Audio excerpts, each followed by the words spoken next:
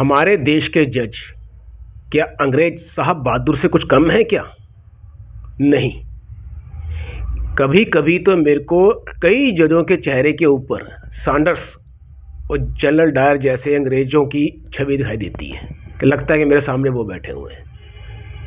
अब दिखता दिखता है, अगर मेरे दिखने पे, मेरे सोचने पे अगर ऐसा कुछ कंटेम्प्ट है तो उस पर कंटेम्प्ट लगा दीजिए या फिर आप।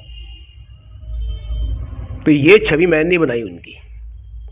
क्यों छवि है ऐसी उनकी? उसका उदाहरण मैं आपको देता हूं आज की एक खबर से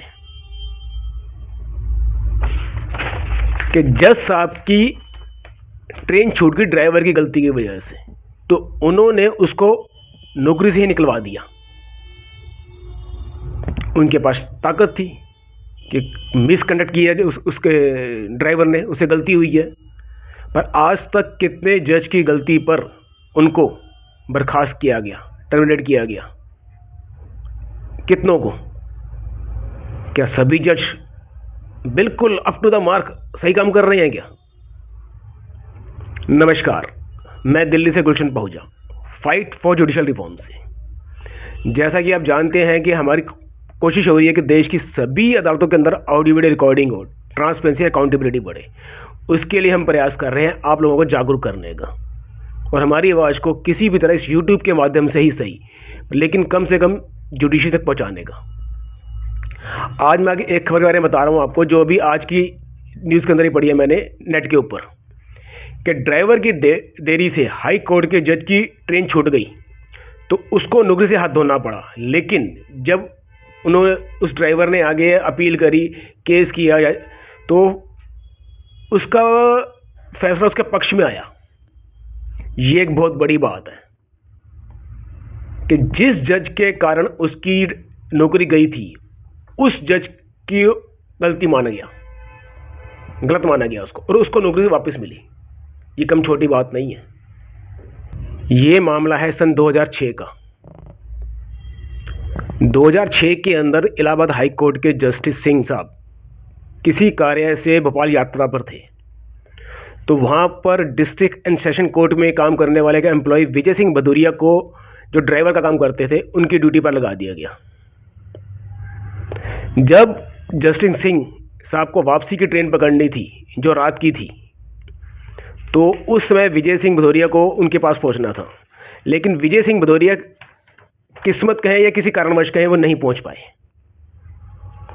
उसमें लिखा है कि विजय सिंह भदौरिया अपने घर से पहले श्यामला हिल जाना था, उसको वहां से गाड़ी लेकर, जो वाहन था जिसपे जस्टिस सिंह साहब को लेके जाना था, फिर उनके पास उनके गेस्ट हाउस जाना था फिर। लेकिन हुआ क्या कि जिस टाइम विजय सिंह भदौरिया अपने घर से निकला तो रास्ते में उसकी साइकिल पंक्चर हो गई। वो सही समय पर वहाँ पे नहीं पहुँच पाया। 1:30 पे रात को पहुँचना था, पर 2:15 पहुँच पाया, जिस कारण जब वो उनको जस्टिस साहब को स्टेशन लेकर गया तो ट्रेन छूट चुकी थी। लेकिन बात सारी यहाँ पे ये आती है कि उसमें लिखा क्या है, उनकी याचिका के अंदर लिखा क्या है, उसकी याचिका के अंदर सारी बात ये आती है। जस्टिस सिंह द्वारा इसकी लिखित शिकायत की गई। शिकायत में यह कहा गया कि याचिकाकर्ता नशे की हालत में था। ये जब याचिकाकर्ता नशे की हालत में था तो उसको साबित भी नहीं कर पाए वो, एक जज होते हुए। इस बात को नोटिस किया जाए। सबसे पहली बात तो ये है कि कैसे इनकी तानाशाही चलती है। जो भी लिख दिया वो अंतिम है वो बस। पर थोड़ी सी अभी डेमोक्रेसी हमारे देश के अंदर बाकी है, तभी इसको न्याय मिला। 19 साल के बाद इसी पर न्याय तो मिला। 19 साल कम नहीं होते। एक बच्चा जवान हो जाता है, पूरा जवान बूढ़ा हो जाता है। 19 साल की लाइफ कम नहीं होती इसकी। जबलपुर हाई कोर्ट के मैं धन्यवाद देना चाहूँगा जस्टिस सचदेवा और जस्टिस विनय सराफ जी का, जिन्होंने इस मामले में न्याय किया। उन जज साहब को सज़ा नहीं दी, यहाँ थोड़ा सा मेरा रोष भी रहेगा। कोई टिप्पणी भी नहीं की, यहाँ भी थोड़ी सी मेरा रोष रहेगा इसके ऊपर। क्यों नहीं? उन्होंने कहा कि जज साहब ने, जस्टिस सिंह साहब ने इसमें गलत लिखा था, उन पर भी एक्शन लिया जाए। झूठ लिखने का, झूठ कहने का, झूठ कहना कोई कम छोटी बात नहीं है। एक झूठ किसी की ज़िंदगी खराब कर देता है। सैकड़ों मुकदमे यहाँ फंसे पड़े हैं आज कोर्ट के अंदर सिर्फ झूठ की वजह से, क्योंकि झूठों को सज़ा नहीं मिलती है हमारे देश के अंदर। झूठे गवाह कैसे बन जाते हैं? ऐसे ही तो बनते हैं, उन्हें पता कुछ नहीं होगा, कोई सज़ा नहीं है, इसीलिए बनते हैं सिर्फ सारे मामले ये। रास्ते में साइकिल पंक्चर होने से वीआईपी गेस्ट हाउस देरी से पहुंचा। नाराज होने के कारण जस्टिन सिंह ने शिकायत में याचिकाकर्ता के नशे में होने की बात कही थी। याचिकाकर्ता को मेडिकल जांच के लिए नहीं भेजा गया। एक जज ये गलती कर रहा है या झूठ बोल रहा है, अभी आप बताएं। और जांच के दौरान किसी गवाह से भी पूछताछ नहीं की गई कि जिससे यह साबित हो सके कि याचिकाकर्ता नशे में था। डिक्टेटरशिप इसे ही कहते हैं कि उन्हें पता था कि उनके इस शिकायत पे उसको सस्पेंड कर दिया जाएगा। सस्पेंड हुआ, इसलिए उन्होंने परवाह नहीं की इस चीज़ की। जब बाद में विजय सिंह भदौरिया ने सारे आरोपों को नकार दिया कि नहीं जी मेरी साइकिल पंक्चर हुई थी, मैं नशे की हालत के अंदर नहीं था, इस बात को लेके वो जबलपुर हाई कोर्ट के अंदर गया और इतने साल केस लड़ने के बाद आज उसके पक्ष में फैसला आया। और सबसे अच्छी बात यह है कि जज साहब ने उसके न्याय किया उसके साथ में, और उसने अपने गवाह भी पेश किए। गेस्ट हाउस के होम गार्ड को उसने वहाँ पेश किया, उसने बताया कि इसकी साइकिल पंक्चर थी, वाकई में पंक्चर थी, तभी ये लेट पहुँचा। उसका मेडिकल क्यों नहीं कराया गया? आज ये भी कोर्ट एम्प्लॉई है, कोर्ट एम्प्लॉय के साथ भी कितना शोषण होता है, ये इस तरह दिखता है सारा ये। इसीलिए मैं कहता हूँ कि मेरे को आज की तारीख के अंदर जज के अंदर अंग्रेजों वाले साहब बहादुर की छवि दिखती है। लगता है कि जैसे मेरे सामने कोई सैंडर्स है या जनरल डायर है, इस तरह के अनेक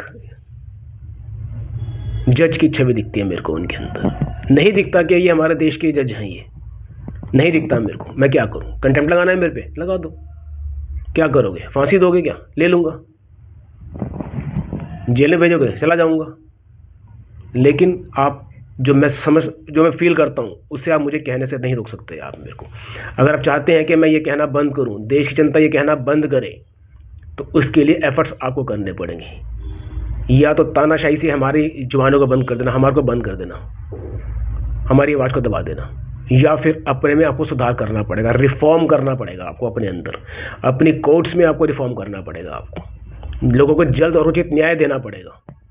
तब जाके मेरी ही भाषा और ऐसे लोगों की भाषा बंद हो गई है।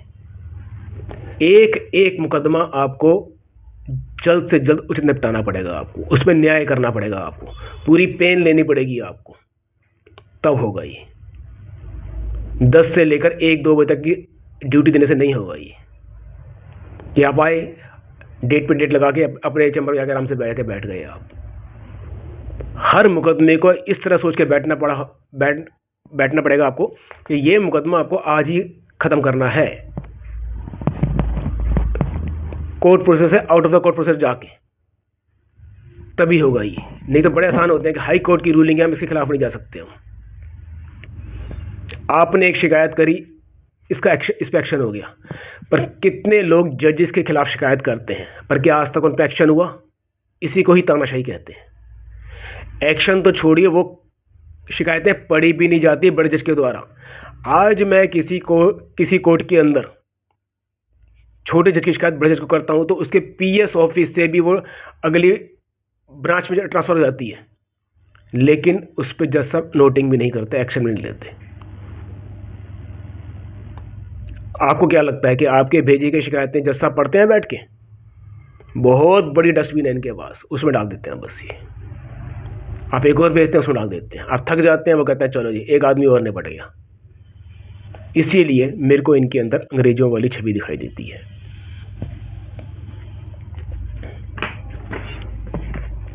जजों ने अपने आदेश में कहा, कोर्ट केवल तभी दंड के आदेश में हस्तक्षेप कर सकता है जब नियमों के प्रावधानों या प्राकृतिक न्याय के सिद्धांतों का उल्लंघन साबित हो। कानून सक्षम प्राधिकारी को जब अपराधी व्यक्ति के खिलाफ उसके कदाचार मिसकंडक्ट के लिए कार्रवाई करने की अनुमति देता है तो निष्कर्ष में हस्तक्षेप की आवश्यकता नहीं है। इसमें एक शब्द आया कदाचार, मिसकंडक्ट। क्या ये कंडक्ट और मिसकंडक्ट सिर्फ एक छोटे एम्प्लॉय और देश की जनता के लिए है, हमारे देश के बड़े अधिकारियों जनता जजों के लिए नहीं है क्या ये? क्या वो अपना कदाचार का पूर्ण पालन कर रहे हैं? क्या वो नहीं कर रहे? तभी आज देश के अंदर 5 करोड़ से ज़्यादा मुकदमे हो चुके हैं। जिन मुकदमों को 2 तारीख में निपट जाना चाहिए वो भी नहीं निपटते। अब फिर एक दुआ बोलने वाली है, लोक अदालत जाइएगा, निपटा लें। उसको कहा जाता है निपटाले कहना चाहिए कायदे के अंदर। जाइए, समझौता करके आइए, न्याय नहीं मिलेगा आपको इस देश के अंदर। इस देश में अगर न्याय चाहिए, आप चाहते हैं कि आपकी आने वाली पीढ़ी, आपके बच्चे अगर प्रताड़ित किसी से हों तो उनको न्याय मिले, तो आपको आज घर से बाहर निकलना होगा। नहीं तो कल को आपके बच्चे भी किसी जज साहब के सामने, एक जस्ट लाइक के अंग्रेज साहब बहादुर के सामने हाथ जोड़कर खड़े होंगे, जज साहब मुझे न्याय दे दीजिए, न्याय दे दीजिए, न्याय दे दीजिए। आंख बंद करके उसको इमेजिन कीजिए कि आपके बच्चे की क्या हालत है। क्या आप चाहते हैं उसकी हालत वो हो? अगर नहीं तो घर से बाहर निकलना ही होगा आपको। कोई रास्ता और हो तो मेरे को बता दीजिए, मैं भी वो रास्ता अपना लूँगा।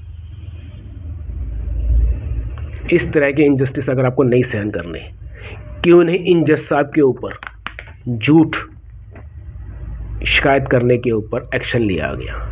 सारी मुद्दा तो इस बात का इसके इस मेरे इस वीडियो के अंदर क्यों नहीं किया गया?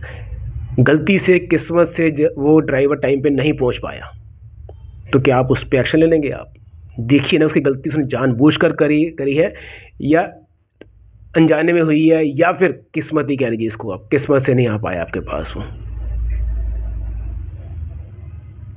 जानबूझ के गलती करी गई के अंदर और किस्मत वाली गलती के अंदर बहुत अंतर होता है। आपने जानबूझकर किया, उस ड्राइवर के साथ किस्मत ने हुआ ये जो हुआ। तो जानबूझ की गलती माफ़ क्यों करी गई जज साहब? मैं आपसे पूछता हूँ, जबलपुर बेंच के जस्टिस संजीव सचदेवा और जस्टिस विनय सराफ जी से ये मैं आपसे पूछता हूँ कि आपने अपने जस्टिस जो आपकी कोलीग कह सकते हैं, उनकी एक झूठी शिकायत पर एक्शन क्यों नहीं लिया? क्यों नहीं उनकी झूठी शिकायत पर एक्शन लिया? बार बार मैं ये पूछूंगा आपसे, पर आप जवाब देंगे क्या? नहीं जवाब देंगे आप, क्योंकि जनता अभी आपसे जवाब मांगने की स्थिति के अंदर नहीं है। जिस तरह अंग्रेजों के पास सैनिक थे, हर तरह के साम दम दंड भेद थे, आज आपके पास पुलिस फोर्स है। पुलिस फोर्स संविधान से काम नहीं करती आज की डेट के अंदर, मैं खुद कहता हूँ ये। वो काम करती है अपने से बड़े अधिकारी के कहने पर। अधिकारी चाहे सही कहे या गलत कहे, उस पर काम करती है। अधिकारी कहते हैं मार दो तो मार दे, गोली मार दो। लेकिन जब बाद में एक्शन होता है तब भी वो नहीं कहती कि मैंने अपने बड़े अधिकारी पे किया ये। संविधान अगर संविधान से पुलिस काम कर रही होती तो इतने फंडामेंटल राइट्स का तो दुरुपयोग नहीं करती, वायलेशन नहीं करती पुलिस हमारे फंडामेंटल राइट्स का। आज हम कहीं खड़े भी नहीं हो सकते, आज कहीं मीटिंग नहीं कर सकते। आज अगर आपको लगता है कि हमारा ये चैनल आपकी आवाज़ को बोल रहा है, कोशिश कर रहा है कि जुडिशल रिफॉर्म में थोड़ा सा सुधार हो, आपको न्याय मिले, हमें न्याय मिले, हमारे आने वाली पीढ़ी को न्याय मिले, तो कृपया इस चैनल को सब्सक्राइब कर दीजिए, लाइक कर दीजिए, शेयर कर दीजिए। और आप जैसे आपको बताया था कि मेरे चैनल के 2 वीडियोस को ब्लॉक कर दिया गया है कोर्ट के ऑर्डर से,